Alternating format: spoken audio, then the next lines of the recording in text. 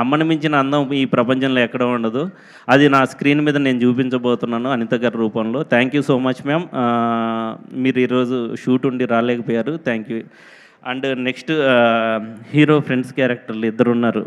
ఎవరు? మొయిన్ సాత్విక్. నేను మర్చిపోను. రండి. వీళ్ళిద్దరూ ఫుల్ లెంత్ సినిమాలో ఉన్నారు. ఎడిటింగ్లో కూడా ఏం లేపేలేదు. 100% మీ ఇద్దరు ఉన్నారు. చాలా మంచి రోల్స్ అండి. అంటే చాలా సపోర్టివ్గా, అంటే నాట్ ఓన్లీ మీ, అంటే పర్ఫార్మెన్స్ వైజెస్ ఓకే ఫైన్, ఎందుకంటే వాళ్ళిద్దరూ మంచి పర్ఫార్మర్స్. మొయిన్ ఇంకా చాలామందికి తెలీదు. అండ్ తను పాపం చాలా, అంటే నేను చూసిన చాలా కొద్ది మంది పర్ఫార్మర్స్లో మొయిన్ ఒకడు. తను ఎలాగో మంచి హైట్స్కి వెళ్తాడు, అది డెఫినెట్లీ జరుగుద్ది. అండ్ సాత్విక్ ఇప్పుడిప్పుడే వస్తున్నాడు. సాత్విక్ చాలా మంచి కమెడియన్గా ఎదుగుతాడు ఈ ఈ ఈ సినిమా తర్వాత అని చెప్పేసి నేను అనుకుంటున్నాను. అండ్ ఇలాగే కాకుండా ఇంకా నైని పావని, ఇలా చాలామంది ఆర్టిస్టులు ఉన్నారు. అందరికీ thank you so much. And ఫైనల్గా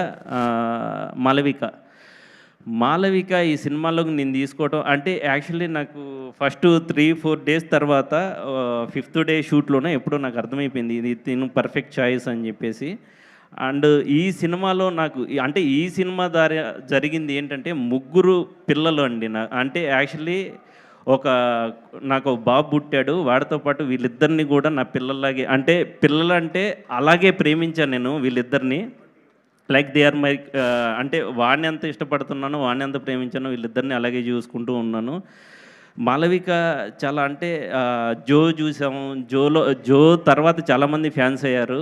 అండ్ తమిళనాడు నుంచి చాలా ఎక్కువ ఫ్యాన్ బేస్ ఉంది. అండ్ ఆంధ్రాలో కూడా చాలామంది ప్రేమిస్తున్నారు. అంటే బేసిక్గా మా ఆంధ్ర అబ్బాయిలకి మలయాళం అమ్మాయిలంటే చాలా బాగా క్రష్, ఇష్టాలు అవన్నీ ఉంటాయి.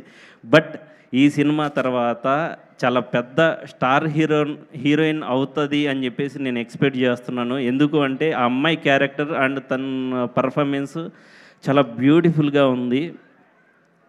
God bless you, you will go definitely. And అందుకే తను ఒక చాలా తెలివైన పిల్ల. ఇప్పుడు దాకా ఇంకో సినిమా ఓకే చేసుకోలేదు. సినిమా రిలీజ్ అయ్యేంత వరకు వెయిట్ చేస్తుంది. చెక్ డబుల్ అయిపోద్ది అయితే. డెఫినెట్లీ. అందుకే వాళ్ళ అమ్మ అక్కడ కూర్చొని రాసుకుంటూ ఉంది. నెక్స్ట్ అండ్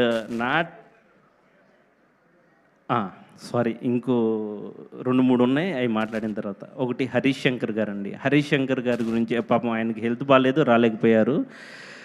హరీష్ గారి దగ్గరికి వెళ్ళి స్టోరీ చెప్పాలి, ఆయన ఒక క్యారెక్టర్ చేయాలి దీంట్లో అనుకున్నప్పుడు చాలా టెన్షన్ పడ్డాను, వణికిపోయాయి. ఎందుకంటే ఆయన గబ్బర్ సింగ్, పవన్ కళ్యాణ్ గారు లాంటి వాళ్ళతో, రవితేజ గారు లాంటి వాళ్ళతో బ్యూటిఫుల్ రైటింగ్, బ్యూటిఫుల్ డైలాగ్స్ ఇచ్చున్నారు. ఆయన దగ్గరికి వెళ్ళి నేను ఇప్పుడు డైలాగ్ చెప్పాలి, ఆయన ఎలా రిసీవ్ చేసుకుంటారన్న భయాన్ని పక్కన పడేసి ఆయన దగ్గరికి వెళ్ళి కథ చెప్పడం, అంటే ఆయన క్యారెక్టర్ గురించి చెప్పడం స్టార్ట్ చేసేటప్పుడే వణికిపోయా. ఆయన కొంచెం పర్లేదు నాన్న చెప్పు అని చెప్పేసి స్టార్ట్ చేయగానే ఆయన ఇమ్మీడియట్గా ఓకే అన్నారు. చాలా బాగా రాసామన్నారు. Thank you so much sir, thank you. And మా మారుతి గారు, తన దగ్గర నేను ఏడీగా చేసున్నాను సార్, ఇలా ఒక క్యారెక్టర్ ఉంది అనగానే ఆయన కూడా వచ్చి చేశారు. వాళ్ళిద్దరికీ thank you so much. Maruti garu సినిమా కూడా చూస్తున్నారు, చాలా బాగుందని చెప్పారు. Thank you sir. ఆయన ప్రభాస్ మూవీలో కొంచెం బిజీగా ఉన్నారు, అందుకే రాలేదండి. And next and last and ఫైనల్గా సుహాస్. ఇద్దరం వణుకుతాం, బట్ ఈరోజు నేనేం మాట్లాడుతున్నానో అది అలా వెళ్ళిపోతుంది. సుహాస్ అనేది, అంటే ఇది లైఫ్ టైం మెమరీ అండి. అంటే సినిమా తీయాలి అని ఇక్కడికి వచ్చే అవకాశం అండ్ ఈ స్టేజ్ మీద ఉండటానికి దేనికైనా ఒకే ఒక రీజన్ సుహాస్ అండి. డార్లింగ్, నీకు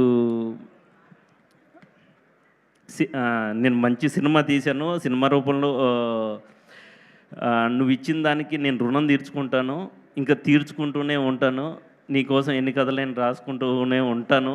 సరే, నువ్వు ఓకే చెప్పాలి, నువ్వు చాలా బిజీ అయిపోయావు అటు తమిళ్ అది ఇది అని చెప్పేసి. బట్ ఇక్కడ చాలామంది నన్ను కూడా అడుగుతున్నారు, సుహాస్ కథలు చెప్పాలి అది ఇది అని చెప్పేసి. కొంచెం ఇక్కడ వాళ్ళని కూడా చూస్తూ ఉండు. సుహాస్ ఏంటంటే, లైక్ తెలుగు సినిమా ఇండస్ట్రీలో, అంటే కొన్ని పేర్లు, ఆ కంపారిజన్ కరెక్ట్ కాదని నాకు తెలియదు. ఎందుకంటే వాళ్ళు వాళ్ళని